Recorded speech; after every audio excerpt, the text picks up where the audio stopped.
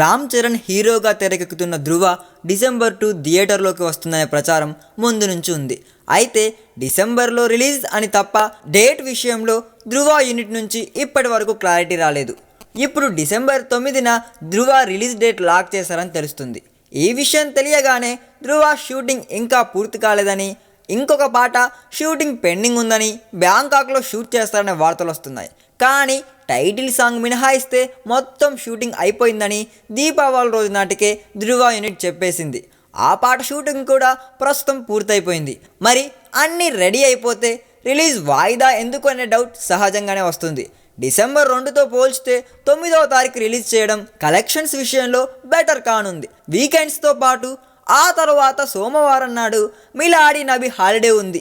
పైగా రెండో శనివారం కూడా కలిసి వచ్చే వారం కావడం, లాంగ్ వీకెండ్ కారణంగా వసూళ్లు పెంచేసుకునేందుకు అవకాశం ఉండడంతోనే ఆ డేట్కి లాక్ అయిపోయారంటండోయ్. అది ధృవ పోస్ట్ పోన్ అవడానికి అసలు రీజన్. ఈ వీడియో మీకు నచ్చినట్లయితే సబ్స్క్రైబ్ చేయండి. ఫిలిమి స్టార్స్ బోలెడంత న్యూస్ బోల్డ్గా.